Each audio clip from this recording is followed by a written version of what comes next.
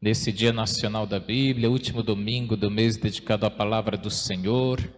A nossa paróquia em festa, porque está em nosso meio a imagem mais querida do Brasil. Estamos às vésperas de iniciar no Santuário Nacional a novena preparatória para a festa da padroeira do Brasil. Um tempo diferente, esse tempo de pandemia. A novena esse ano será diferente dos demais anos, mas não sem a fé e sem o carinho do povo brasileiro, que desde 1717, quando o encontro da imagem, aqui mesmo na cidade de Guaratinguetá, despertou no coração do povo brasileiro um amor à Mãe de Jesus, chamada de Nossa Senhora Aparecida.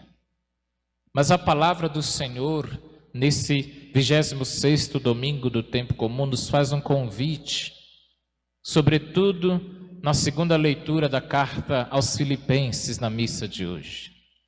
Mais do que um convite, é um conselho bíblico, é um conselho atual, uma recomendação, uma admoestação, uma advertência, uma exortação para nós dentro da igreja.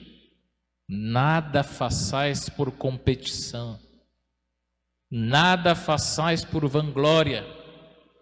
Será que a gente está ouvindo isso, meus queridos? Será que nós estamos seguindo esse conselho? Vocês já ouviram a expressão nos jornais, nos setores de economia, a expressão capitalismo selvagem? Sim ou não? Essa expressão capitalismo selvagem significa exatamente isso: competição, rivalidade, disputas. E essa normativa, ela saiu do mercado e entrou nas relações humanas.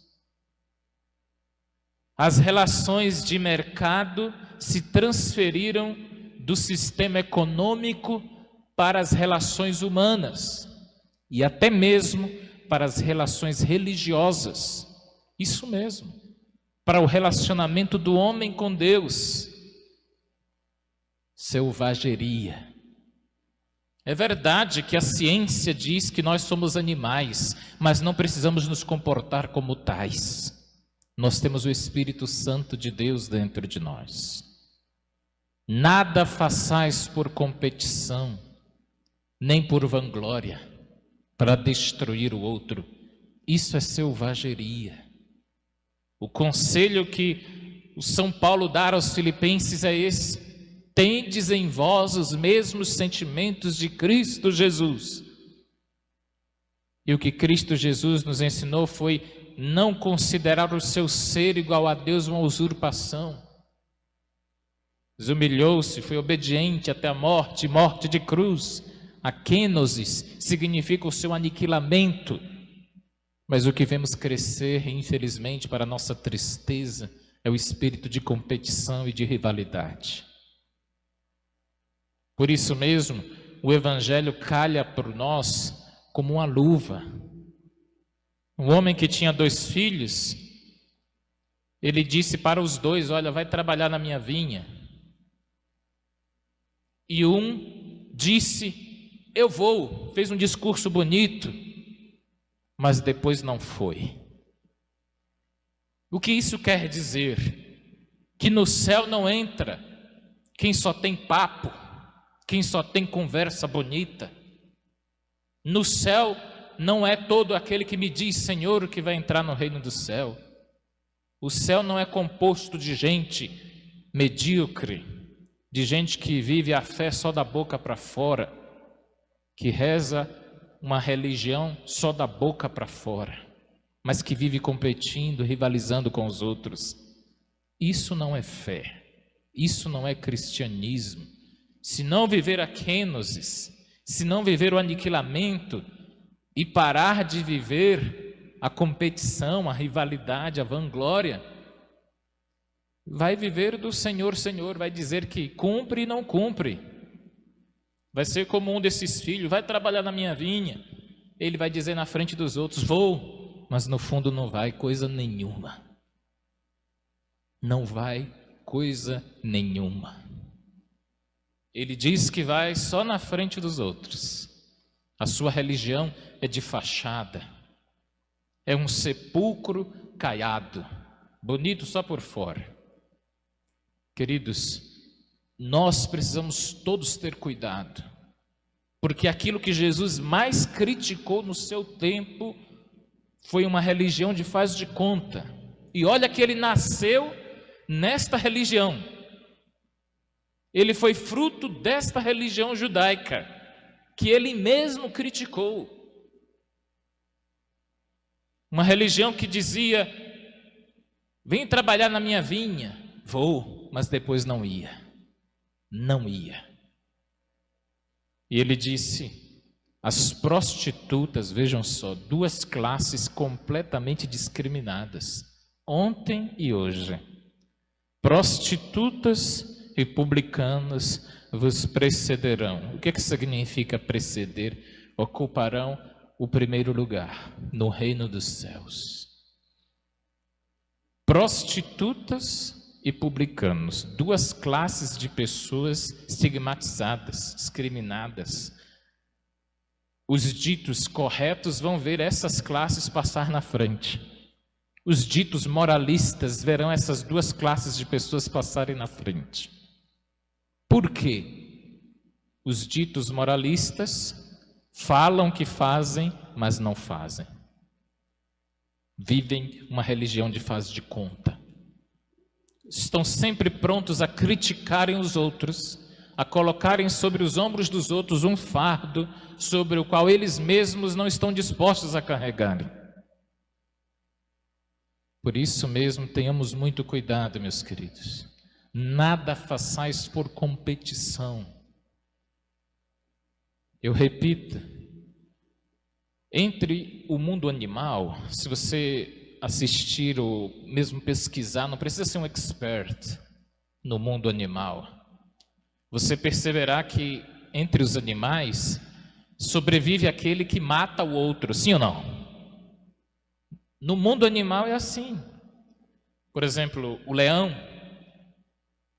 se ele cresce, vira o macho, ele se descobre um outro clã, ele mata os filhotes macho do outro grupo, por medo de que aquele filhote macho cresça e se torne seu inimigo. Isso é competição, rivalidade. Lá não tem o conceito de infanticídio como nós. Eles matam os filhotes. Nós vamos nos tornar assim? Nós vamos chegar a esse nível de competição dentro da igreja, às vezes, dentro das instituições cristãs, e depois, com o nome de Jesus nos lábios, com o nome de Nossa Senhora nos lábios, competindo com os outros, rivalizando. A troco de quê? Em nome de quê? É fato que ao longo da história, em nome de Jesus, já se matou muita gente, sim ou não? Já se justificaram muitas guerras, mas ainda hoje, em nome de Jesus, ainda se justifica muitas falcatruas, muitas mentiras, muitas soberbas nossas, muitas mentiras nossas, muitas vaidades nossas. Está na hora de nós nos convertermos. O Papa Francisco foi muito sábio. Ele foi eleito Papa em 2013. E na primeira quaresma, ele escandalizou o mundo quando ele disse que quem precisava se converter não era o mundo, era a igreja. A primeira quaresma dele, ele já começou dizendo: quem precisa se converter não é o mundo, é a igreja católica. São os católicos que precisam se converter primeiro, para depois falar que os outros precisam se converter. E não é que ele tinha razão? Não é que ele tem razão? Somos nós que precisamos mudar de vida e parar de ficar apontando os erros dos outros. A começar por nós de dentro da igreja. Começar pela gente. Precisamos mudar. Muito. E para concluir, quando Jesus diz assim: Os publicanos e as prostitutas te precederão no reino dos céus. Quando você convida alguém na sua casa e esse alguém não é de igreja, e você diz a essa pessoa, vamos na missa, essa pessoa diz, não, não vou. E você cai na bobagem de dizer, você vai para o inferno. Não fale mais isso. Pode ser que essa pessoa lhe preceda no reino dos céus. Pode ser. Essa pessoa vai ir no dia que você for melhor do que ela. Quando o seu convite para ir for de uma pessoa realmente convertida. Quando você for uma pessoa que perdoar mais. Quando você for uma pessoa que guardar menos mágoa, menos rancor, for uma pessoa menos egoísta, menos invejosa, o seu convite vai ser muito melhor. Padre, por que eu convido, essa pessoa não veio? Padre, por que eu faço, essa pessoa ainda não veio? Seja melhor, seja mais santo, seja como Santa Mônica. Ela passou 28 anos. 28 anos. No dia que formos semelhantes a ela, quem sabe?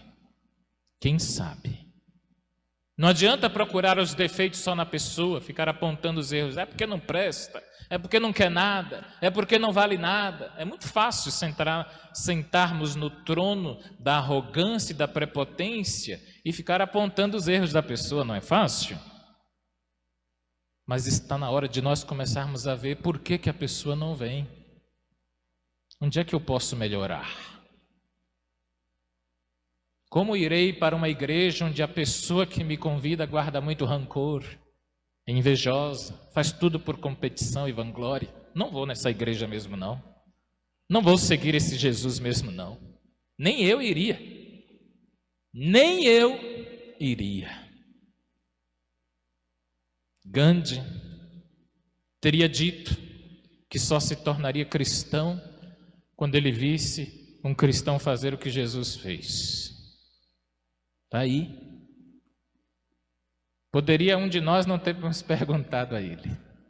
Poderíamos ficar sem essa. Cabe-nos hoje pedir ao Senhor a graça da conversão diária. A graça de pedirmos um coração semelhante ao dele, porque ainda não o temos. Ainda não o temos. Um coração imaculado como o de Maria e santo como o de Jesus. Louvado seja nosso Senhor Jesus Cristo.